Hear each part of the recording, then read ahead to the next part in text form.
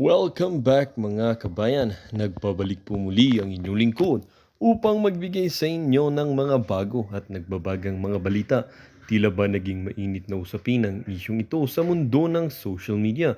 Sa gitna ng tumitinding tensyon sa loob ng palasyo, isang bombang pasabog ang ibinulgar ni Atty. Roque patungkol sa mga umano'y katiwalian sa administrasyon ni Pangulong Kuting.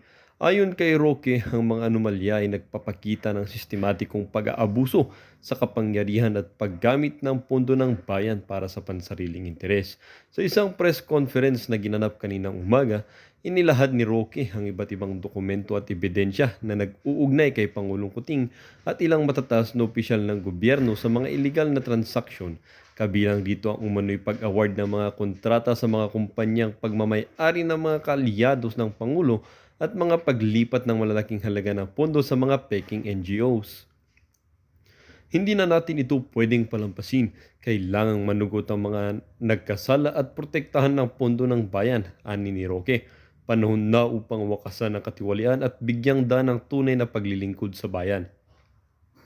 Dagdag pa ni Roque, pinapatawag ng mga sangkot na opisyal upang magpaliwanag at magsumiti ng kanilang mga salaysay sa harap ng isang investigasyon.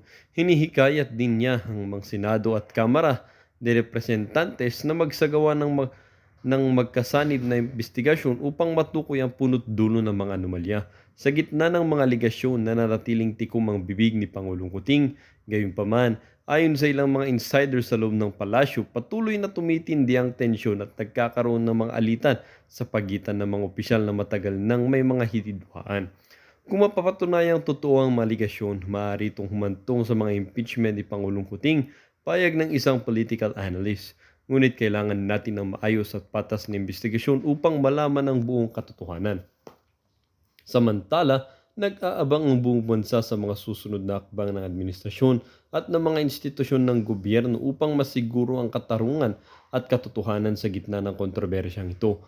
Habang patuloy ang investigasyon, inaasahan ng mga mamamayan ang agarang aksyon mula sa mga kinaukulan upang magresolba ang issue at maibalik ang tiwala ng publiko sa pamahalaan. Well, para nga sa buong impormasyon ay panoorin na lamang ang buong video. At kung bago ka pa lamang sa aking channel, huwag kakalimutang mag-subscribe, pindutin ang notification bell at piliin ang all upang laging maging updated sa mga bago at nagbabagang mga balita.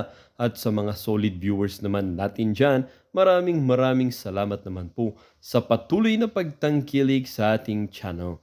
Tuloy-tuloy lang po ang laban para sa katotohanan at para na rin sa kinabukasan ng ating pinakamamahal na bansang Pilipinas.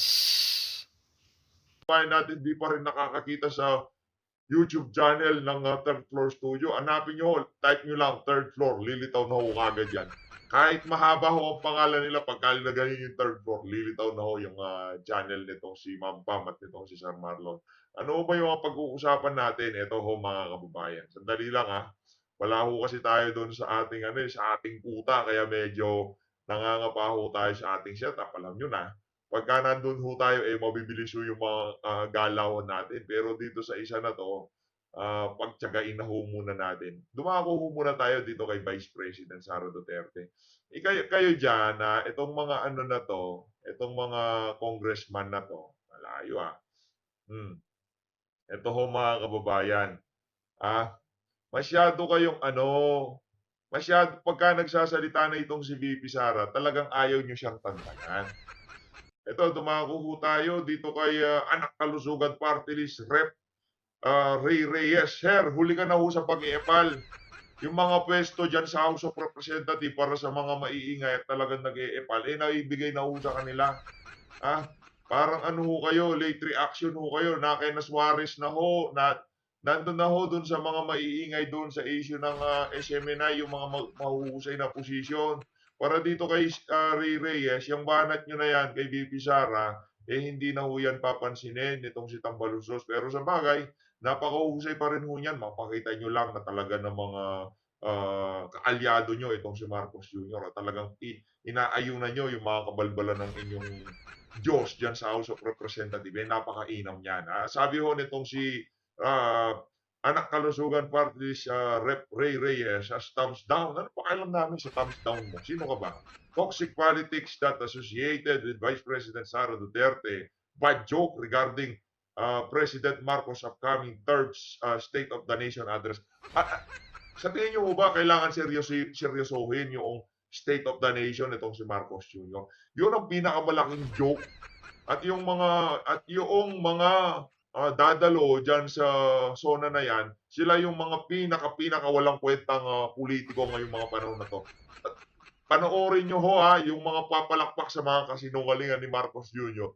Isa ho yun, yung mga papalakpak na yon, sila ho yung mga walang kwentang politiko ngayong mga panahon na to. Paano mo papalakpakan pagka sinabi nitong si Marcos Jr. na napapaigi na natin ang kalagayan ng ekonomiya ng ating bansa? Sir, 4% ng mga Pilipino na lang ho ang naniniwala na makokontrol nyo pa yung pagtaas ng mga pangunahing bilihin sa ating bansa. Paano nyo sasabihin at paano nyo papalakpakan pagka sinabi ni Marcos Jr. ang talagang tinatarget ng kanyang administrasyon mapababa ang mga pangunahing presyo ng mga pangunahing bilihin, mapaganda ang pamumuhay ng ating mga kababayan, puro ayuda ang ginagawa. Sige nga, paano natin papalakpakan yon? No? Kaya naman, abangan natin, papanoorin natin, at talaga namang hihimayin natin yung mga kasinungalingang pagkakalat nitong si Marcos Jr. sa kanyang zona. At titingnan din ho natin kung sino yung mga pinakasipsip na senador na papalapak dito sa walang yang presidente na to. Pagka pinalakpakan ho to sa mga kasinungalingan niya, mas masahol pa ho yung mga maniniwala dito sa presidente na to. Alam niyo sino pang mas worse kay Marcos? Yung mga maniniwala sa kasinungalingan niya. Yun ho ang matindi doon mga kababayan. Tanggapin niyo na ho ang katotohanan na ginajamming lang tayo ng si Marcos Jr. Yun lang ho yun mga kababayan. Dito naman ho sa bahagi ng video natin na to, medyo nahuli ho tayo dito sa balita na to. Naku po, etong si Franz Castro, eto na nga ba, nagkaalaman na ho talaga. Ngayon, at least alam nyo na, Castro batch for NTFL abolition. Yan talaga target ho ng mga walang yan. Ay yung pag-iingay ho nila na yan, itong si Castro, yan ho talaga ang tinatarget nila na mawala yung NTFL dahil yan hong programa na yun ng pamahalaan, isa ho yan sa nagpadapa sa mga makakaliwang grupo na yan. Ikaw, Franz, akala mo makakaisa ka. Ito yung pinakakatawa ho dito mga kababayan. Nagbulahan ng dalawang ito dito talaga tayo bumilib mga kababayan. Siguro nabalitaan niyo na ho ito mga kababayan, no? Nabalitaan niyo na ho. Ito, tandaan mo Marcos kung sakali mong manalo itong si Trump, lahat ng deal mo kay Biden mawawala yan. Yung may 300 million na contempt charge sa Amerika, tuloy yun. Yung pinapainit nyo na sitwasyon dyan sa West Philippine Sea, malamang sa malamang, huhupa yan. Dahil yung si Trump, diplomasya yan. Mga kababayan, sa tingin nyo ho ba yung nangyari na yun kay Trump, sinong may kasalanan? Tapos napaka-plastic pa nitong si Biden, akala mo talagang napaka-inosente niya. Tapos sinugundahan naman niya ng tuta niya dito sa Pilipinas at ang si Marcos Jr. Masaya daw itong magpinsan na to na maigi ang kalagayan nitong si President Trump, anak ng Petrang Garamara. Presidential candidate Donald Trump, ayan, para maigi. Former President Donald Trump, ayan, mga iyarihin tayo, hindi presidente si Trump, candidate lang yan. Ito, pakinggan na ho natin yung mabilisan lang ho tayo dito ngayon sa mga video natin. Kumbaga, quickie lang tayo, quickie. Ito yung tinatawag natin, PH Update, quickie portion. Ayan na. Ito na ho mga kababayan kasi marami nagtatanong bakit wala daw tayong upload. Medyo bumanjing-banjing ho muna tayo. Hindi naman ho, puro reaction video tayo. Kailangan din naman ho natin magpahinga paminsan-minsan, di ba? Pahinga rin ho paminsan-minsan. No? Nandito ho tayo ngayon sa isang natatagong lugar. Ito, pakinggan ho natin itong si Ma'am Pam at Sir Maron. So, tungkol pa rin ba to sa designated survivor? naku, Na? na naman. Hindi pa nga Tama hinahanap sinasabi. ko. Wala po kasi akong Netflix. Binalikan ko ulit. Binalikan ko ulit si designated for. Alam mo, Gusto kong panoorin. Wala ko tayong oras. Pag-uwi na lang siguro ng sa probinsya. Pag-uwi na lang ng probinsya doon natin panoorin. O pagka meron ho tayong oras pagka bumabiyahe. bang ano panoorin. siguro yun? Trending ulit yun, no? Kasi pinasikat na Malamang, naman ni Bibi syempre. Sara, no? Siyempre. Hindi Ah, pwedeng hindi. magaganda yung mga linya. Meron na naman ako kahapon nakita na ano. Kasi ang bida ng presidente nun, si President Bergman. So, ang chief of staff niya, nung kinukuha niya, ang pangalan ng Ano yung pinanood mo, sorry? American version o yung American Korean? version. Ah, American version. Alam mo, nung inaalok niya yung pwesto ng chief of staff kay Aaron, ang sabi niya kay Aaron, Ayaw kong spoiler yan eh. Tanggalin natin pagka-spoiler kasi nonsense na pagka pinanood. Punta na tayo kay Abalos, di ba? Siyempre, hindi ko rin ako paparinig sa inyo yung mga spoiler nitong si Boss Marlon, no? Hindi ko natin, paparinig sa inyo. Rekta ho tayo kay Abalos. Yan. Papet. ano, dati siyang justice, di ba? Oh, Dati pero, siyang Supreme Court so, Chief Justice. That doesn't Okay, make ano? you what? A good leader. It makes you a good what? A puppet.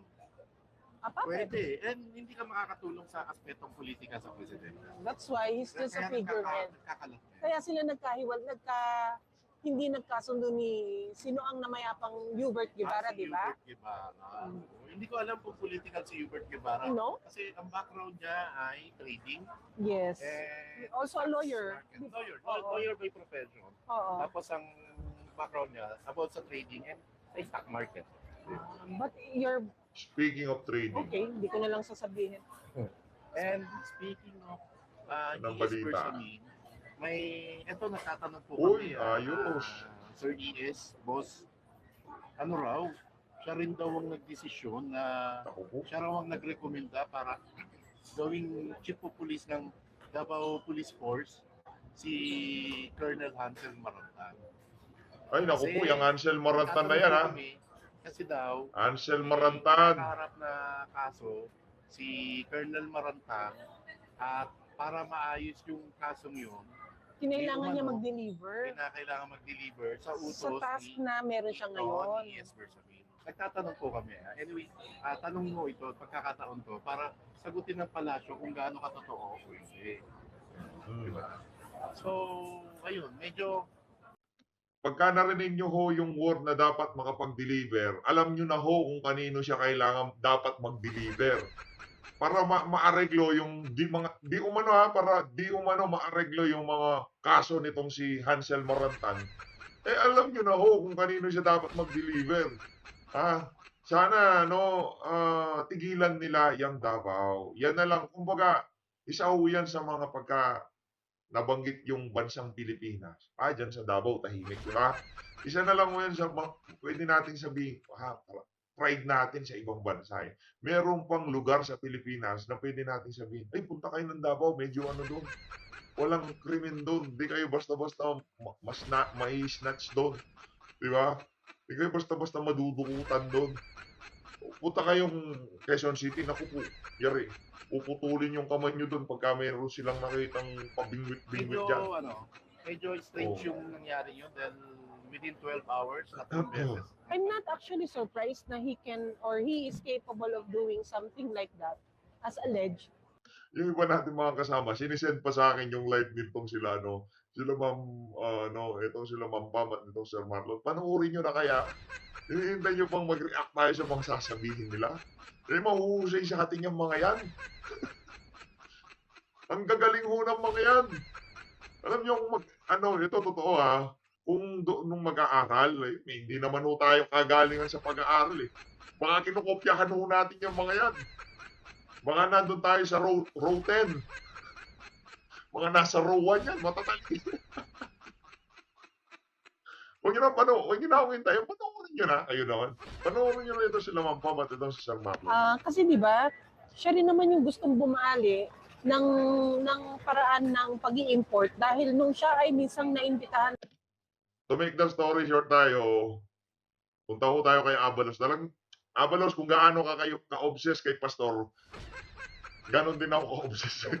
Hindi, kung Gusto manatili, ko nga tumakbo siya Oo nga, Di ba? para mapahiya ka. malaman natin. Eh, Ay, hindi, hindi sumobra na. pumapalo sa Secretary Benhor Abalos na naman. Ayun, board. kabalos. Pero Pam, bago tayo pumunta dyan, ang sabi ng isang informante ko, Oh. hindi na raw tatakbo si Bernard. Dapat na. Mananatili na lang daw siya sa DILG. Hindi naman. Ramdam. Ramdam ni Abalot. Ganun naman yun. Dapat ganun ho. Pag di pwede, huwag ipagpilitan. Pero sa tingin natin, sa kapal ng mukha nitong si Abalos, ano pa ho yan, baka yun na lang ang, baka sinasay ko lang tayo niyan. Di ako tatakbo, pero lilitaw ako sa, ang Batang Quiapo. Mag-e-appal ako araw-araw sa media, pero di ako tatakbo. Baka sinasay ko lang tayo niyan, rini-reverse lang tayo niyan. Hindi natin siya titirahin kasi sinabi niya, hindi tatakbo. Hindi! Mapatakbo, hindi tatakbo, titirahin na namin. Dapat yun. Hindi, kung Gusto manatili. ko nga tumakbo siya. Kumbaga siguruhin na ho natin, no? Baka rini-reverse lang tayo, strategy ng mga Duterte yan. Yung tutakbo. Diba? Baka nakuha niya na yung, dahil naging gabinete siya ni Tatay Diggs, nasama sa gabinete ni Tatay Diggs, na-adapt niya yung ibang mga strategy ng mga Duterte. Ngayon, ang strategy nitong mama, hindi ako tatakbo. Para hindi ka namin banatan? Para hindi ma-highlight yung pangalan mo sa mga pinagagawa mong kalokohan kay Pastor Apollo Cabuloy. Ganon. Di pwede yung Brads. Kasama ka lagi. Lagi kang na-special mention. Pag nabanggit yung pangalan ni Pastor Apollo Cabuloy dahil sa pag-epal mo, lagi kang kasama dyan, Brads. Hindi ka namin pwedeng kalimutan. Diba? Ganun lang yun. Oo nga, Di ba? para mapahiya ka. malaman natin. Eh, hindi pumapalo sa ang ratings niya sa survey. Hindi nga kasi pang national, nang gigigil naman ako dito sa mamang to, hindi mo Tapos may nagsasabi siya daw ang kingmaker kasi siya daw yung campaign manager. hindi mo nga Wow. maituwid yung utak mo. Nasaan ka noong lumalaban itong si Marcos Jr. noong panahon ng kanyang electoral protest? Sige nga, nasaan ka noong mga panahon na walang gustong noong gusto siyang durugin ng mainstream media, noong walang gustong ni isang tao magpa-picture sa kanya? Nasaan ka, sir? Nasaan ka nung gustong ipalibing yung ama niya nila sa libingan ng mga bayani? Nasaan ka? Kingmaker ka ba noon? Anak ng Petrang Hindi mo nga maituwid Basahin mo muna yung libro bago ka kung dumaldal. ano yung nalalaman mo na sa batas. Kasi yung sinasabi mo, di ba, pinakuha na niya si Pauline Kanda. Oo. na kasabot ni umano ni Pastor Kibuloy. At ang sinasabi niya, susunod na ang Pastor Kibuloy. Sabi niya, may warrant of arrest sa'yo. Kung wala kang kinakatakot, igalang mo ang batas dahil ang batas ay batas. Ang batas ay batas. Madam, may sabit pa. Pero masaya tayong nakaka-recover na itong si Ma'am Pam, no? Di ba? Mas mainam na yung boses niya. Kumpara dati, kasi dati talagang puro sabit yung boses niya. Secretary Benhor Abalos, lawyer Oh. siya, di ba? Lawyer. Abogado. Ano yan. ang sinasabi ng batas sa naging kaso ng anak ni Secretary Boying Remulla nung ma-involve ito sa marijuana? No. Ano ang sinasabi ng batas kay Saya? Hindi. Anong nangyari doon sa mga humuli doon sa mga individual? Absuelto silang lahat. Nung ito ay ma-acquit dun sa kanyang kaso sa pagiging involved sa droga? Naku, Ano yari ang ka dyan, sinasabi Abalos. ng batas sa mga maisog na inyong sinupil at pinigilan na magpahayag ng kanilang mga saloobin sa mga gathering sa Freedom Park? Ito pa, ano ang sinasabi ng batas sa mga elected officials na pilit ninyong ginawan ng kaso at pinalitan ninyo ng mga appointed officials ninyo? Nasaan ang batas na sinasabi mo? Ang batas ba yan? Ano rin sinasabi ng batas patungkol naman sa Pogo, sa mismo Yo! lugar mo, sa Mandaluyong Yes! City, At sa Cavite, at sa Yo! Cavite at sa Pasay. bakit ang batas ng Pogo pinaiiran lang ninyo sa Bamban at sa Porac, Pampanga? Correct. Baka yun yung mga kalaban ng mga pogo operator na nasa lugar nila. Yun naman yun. Katumbok natin. Palakpakan naman. para para kumbaga ma-centralize na lahat ng revenue ng Pogo operation, doon sa lugar nila. Kailangan nilang patayin yung mga Pogo operation sa iba't ibang lugar sa Pilipinas. Palakpakan natin. Di ba? Grabe, siguro dumoble yung revenue nung nung island of Pogo Arena, Pogo Island. Ayun na nga mga kababayan. Tuloy natin. Tuloy Ito natin. Sige. masyado yung pinapaypayan, binibigyan ng kulay at pinagbibintangan na di umano protector o padrino ng Pogo sa Pora si dating presidential spokesman, Attorney Harry Roque. Correct. Isa pa Bakit yan. hindi nyo naman paypayan o bakit hindi nyo pagtulan ng pansin ang lantaran o kung sino ba ang politiko naman nagiging padrino sa Pogo sa Mandaluyong City, Pasay City, at higit sa lahat sa Cavite. Ano din ang sinasabi ng batas sa extraction or alleged kidnapping na kinasangkutan ng ating mahal na Grabe, no? Habang pinapanood ni Abalos to, nababaon siya sa kahihiyan eh. Lahat po kasi ng binabanggit nitong sila Sir Marlon, itong si Ma'am Pam, talagang nakita ho natin yung pagiging hindi timbang, pagkatimbang, yung hindi parehas, yung ginagamit nilang timbangan sa mga nangyayaring issue ngayon sa ating bansa. Diba? Yung kay Pastor Apollo Kibuloy, yung mga gumagawa ng kabalintunan sa kanilang administrasyon, basta mga kaalyado nila, kaibigan nila, yung interpret nila ng batas, pipi, bingi, bulag, ganun ho. Pero kay Pastor Apollo Kibuloy, wala pang napatunayan sa korte, talaga namang kung i-exaggerate nila, naku po, alam nyo mga kababayan, kanina, napasulyap ako sa isang programa sa television na itago natin sa pamagat na 24 oras. Napanood natin, kasi kasi sinusubukan natin tinitingnan kung ano yung demeanor ng mga nagsasalita. Talagang pag narinig nyo silang magsalita, yung mga matatandang anchor na dyan sa network, akala mo pagka i-deliver nila yung balita, lalo na yung matandang babae, di na natin papangalanan, yung partner niya, wala na, sumalangit nawa. Sumalangit nawa, yung kapartner niya. Itong Ali na to, pag nagde-deliver ng kanyang balita, akala mo concern na concern. May pailing-iling pang gano'n. Akala mo, naku po, yung mga binabalita naman ho ng inyong network, talaga naman kung titingnan natin, sobrang one-sided. Imagine, doon sa buong balita nila, pagka about yung kay sa Pogo, direkta ho kay dating Pangulo Rodrigo Duterte. Napakasimple lang naman ho yan.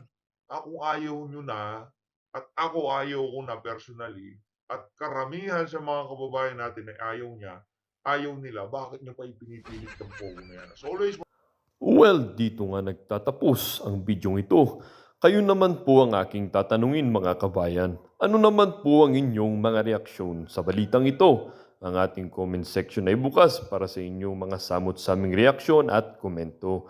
Lagi niyo pong tatandaan na bilang isang mamamayan ng bansang Pilipinas at bilang isang butante at bilang isang matapat na mamamayan na nagbabayad ng buwis dito sa bansang ito ay kailangan din natin magsalita at mag-react.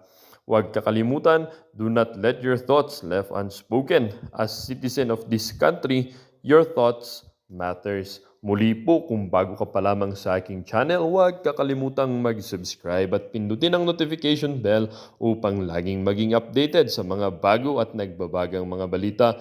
Huwag din kakalimutang mag-iwan ng like at i-share ang bidyong ito upang ang inyong pamilya, kaibigan at kakilala ay maging aware din sila sa kung anong nangyayari sa ating pinakamamahal na bansang Pilipinas.